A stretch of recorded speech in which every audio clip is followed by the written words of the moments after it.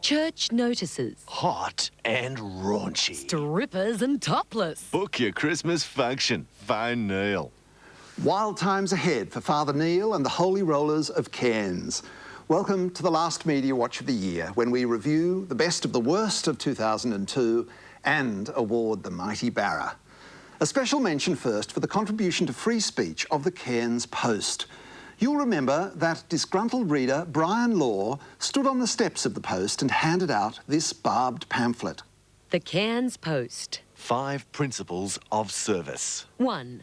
We uphold the right to be racist, bigoted and intolerant towards people who are different from ourselves. We will present this to you as a local cultural standard. The Post called the cops. The unhappy reader was charged and thrown in the slammer. None of the charges stuck.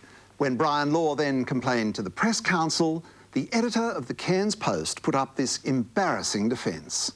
The Post feels very strongly that Mr. Law's continual attempts to intimidate and harass this newspaper with the aim of restricting the publication of opinions contrary to his own sets a very dangerous precedent for a free society.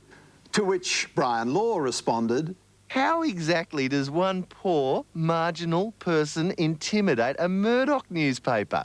I mean, I was only handing out pamphlets. What's the matter? Can't they take a joke? No, Brian, they can't. Nor can they take criticism. We hope we can at Media Watch, so we contacted about 30 of the presenters, journalists and editors we've had a go at on the show this year and asked, have we, in your opinion, been fair and reasonable in what we've said about you and others? And do you believe Media Watch serves a useful purpose? Alan Jones only had time to write that he didn't have time to write. I'm in receipt of your letter. I simply don't have time to respond to your invitation. I'm dictating this response from Bourke, where I'm broadcasting, and won't be back in town until late Thursday. But Alan told us what he thought on air. Alan, you are, as we say in the trade, a liar. Good. Well, that's your opinion. You stick to it. Pat, we'll just keep doing what we do. It's obviously upsetting a few people in the taxpayer-funded ABC. Long may they continue to be upset. It's very political, isn't it? Oh, we don't worry about it, mate. Long may they continue to be upset. What a miserable life they must have. How'd you like the job? Here at Media Watch, we actively monitor your work. Oh, good luck to you. Keep listening. Oh, we will, Alan, we will. And we'll keep on your tail about your mystery stake in Sydney's radio stations 2GB and 2CH. By now, we should all know the terms of reference of the ABA's inquiry into that matter, but last Friday night, 2GB sought an injunction to prevent the public knowing what the ABA's inquiry will even be about. Anything to hide? John Laws wouldn't answer Media Watch's questions either, but the old trooper turned it into theatre. I got a letter from Media Watch this morning. Who? Media Watch. No, I never see it. I'm in bed. I have never seen Media Watch in my life, but people tell me about it. I'm in bed. And they sent me this very courteous letter saying they were doing their last program and would I like to comment on whether they'd been fair and reasonable in their criticism of me and others. Doing their last program? Well, last program for the year. But I mean, fancy asking me. It's only October. I know, but they work for the ABC. Other Media Watch figures of interest, like the Herald Sun's Andrew Bolt, took our invitation seriously. Thanks for your inquiry. In the fond and foolish hope that you really do wish to hear my opinion about Media Watch, here it is. Andrew's reply ranged from particular grievances about his own treatment at our hands to this challenge for 2003. Give us something new next year. Tackle the left for a change. Challenge the groupthink, the tired political agendas, the dated assumptions, the refusal to contemplate awkward facts. Start offending the mainstream media pack and not the outsiders. Andrew, we reckon we've upset people across a pretty wide front this year. You can read Bolt's full and closely argued response on our website, along with all the other responses we did receive, like this one from Michael Gawenda at The Age.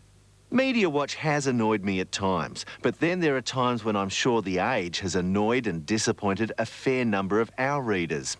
It's in the nature of what we do that we sometimes get things wrong and that we sometimes are unfair, or worse, agenda-driven in our treatment of issues and people. In that sense, Media Watch is no exception. We had a go at Gowenda earlier this year for rejecting this now famous loonig. Auschwitz, 1942. Work brings freedom. Israel, 2002. War brings peace. Gowenda thought it wasn't right for The Age, but it's now been acquired by the Museum of Australia. One day they'll move A Current Affair to the museum too, but while it's still going strong, executive producer David Hurley is happy to take criticism on the chin.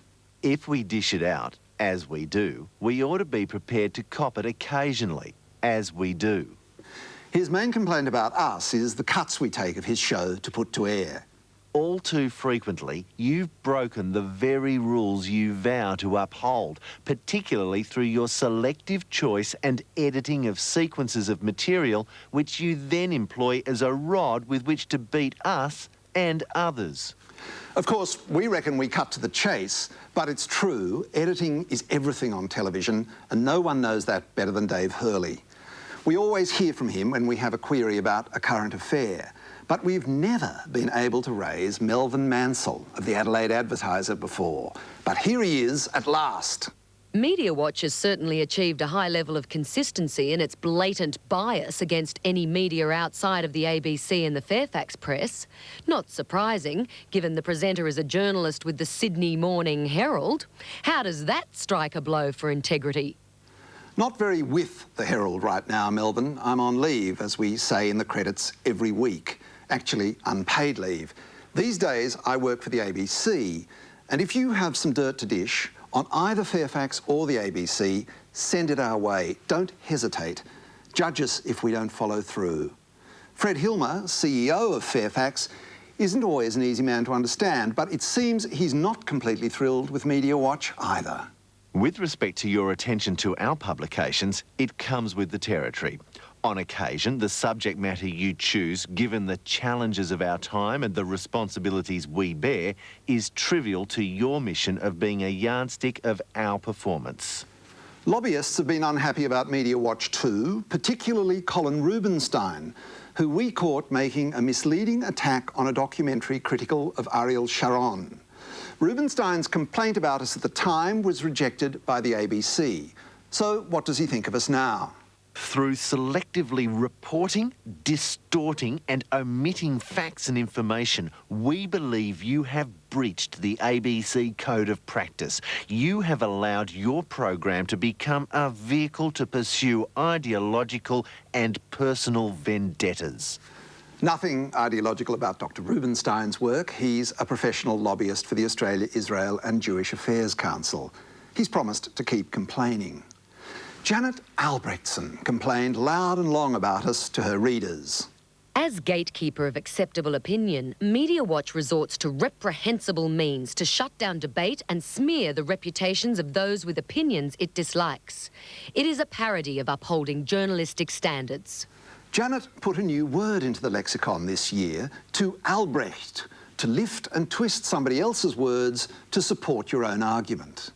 Pack rape of white girls is an initiation rite of passage for a small section of young male Muslim youth, said Jean-Jacques Racial, a psychotherapist at Vitaneuse University. But he didn't say that. Janet took most of those words from the Times, but she added white and Muslim. They are not Racial's words or his argument, as he angrily confirmed. May I ask you to make it known that I strongly disassociate myself from the remarks attributed to me which are the opposite of my views. Outrageous Albrechting like this should be a capital offence, but we still see her face in The Australian. Editor Michael Stutchbury has refused to explain, then or now. At least the editor of The Telly found something to say.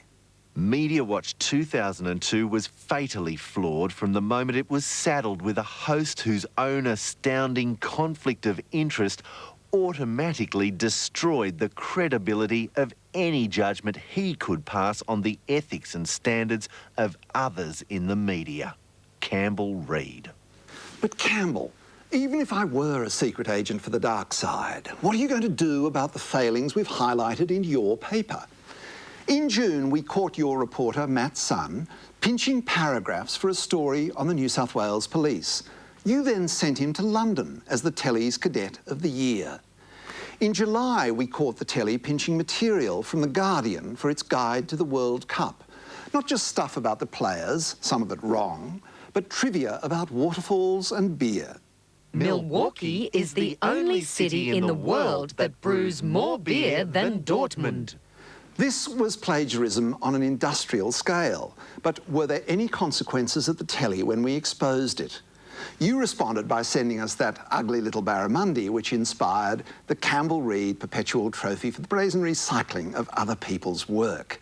And it's time now to make the inaugural award. Campbell has the naming rights, but not the prize. Certainly the popular choice in our website poll was Lawsy for this discourse on justice set to music. I'm often surprised at how restrained most judges are when passing sentence. They deliver lectures that are less harsh than those my old headmaster gave us when we were caught sneaking a smoke in the boys' lavatory at school.